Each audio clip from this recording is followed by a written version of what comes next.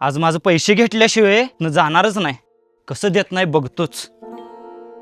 ओ ताई, नवरा कुठं आहे तुमचा? का हो दादा, काय झालं? आणि ह्यांच्याकडे काय काम आहे तुमचं? काय काम आहे? वर्ष झालं पैसे घेतलाय माझ्याकडं आणि पळून गेलाय त्यो. आजच्या आज मला पैसे पाहिजे काय पण करून. अहो दादा, त्यांनी तुमच्याकडनं घेतलेले पैसे मला माहित बी नाही ते. आणि मी तुम्हाला कुठनं देणार आहे पैसे? रोज काम केलं तर मी पोराबाळासनी खायला घालत्या. माझं पण हातावरचं पोट आहे हो. ए, असली नाटकी मला सांगायचं नाही. आजच्या आज पैसे द्यायचं, नाहीतर घर खाली करायचं. तू तिकडे रस्त्यावर राहा, नाहीतर काय पण कर. अहो दादा, मला थोडा तरी टाइम द्या. मी कुठनं आणणार आहे पैसे? ए, टाइम बिम काय नाही. आजच्या आज पैसे द्यायचं, नाहीतर घरातनं बाहेर व्हायचं. अगं तायडे, काय रडायला लागल्यास? काय झालंय? आणि हे कोण आहेत? अरे दादा, काय सांगू तुला. माझ्या नवऱ्यानं माझ्या माघारी ह्यांच्याकडनं पैसे घेतले ते. आणि तीच पैसे मागायला आता हे आलेत. आता तूच सांग, मी ह्यासने कुठनं पैसे देऊ? तुमच्या बहीण भावांचं झालं असलं तर माझं पैसे टाका, मला जाऊ दे. दादा, असे किती पैसे द्यायचे तो तुमचे? 10,000 आहेत, 10,000. तू देणार आहेस काय? हे घ्या दादा तुमचं पैसे. आणि इथनं पुढं माझ्या बहिणीच्या दारात तुम्ही यायचं नाही आणि तिला परत कसलाच त्रास द्यायचा नाही. अरे दादा, माझं पैसे मिळालं, मी कशाला येऊ इकडं परत? दादा वहिनी, तुमचं लय उपकार झालं बघा.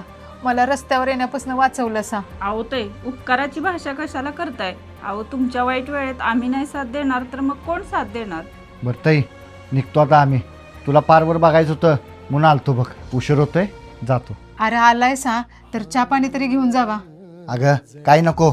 आणि काय लागलं बिगलं तर मला फोन कर. बर बर.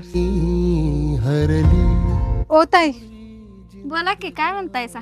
आओ जरा माझ्या भावाला फोन लावायचा होता. जर तुमचा फोन देताय का? अहो ते विचारायचं काय त्यात?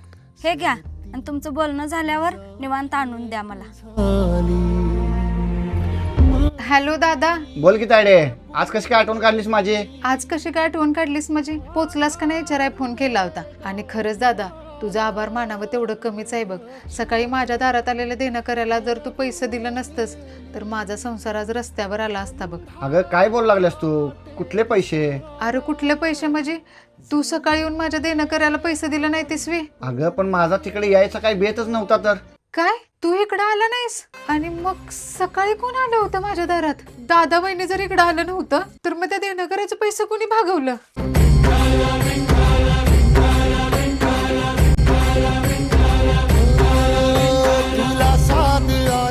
खरंच साक्षात विठ्ठल रुक्माई माझ्या दारात येऊन गेले.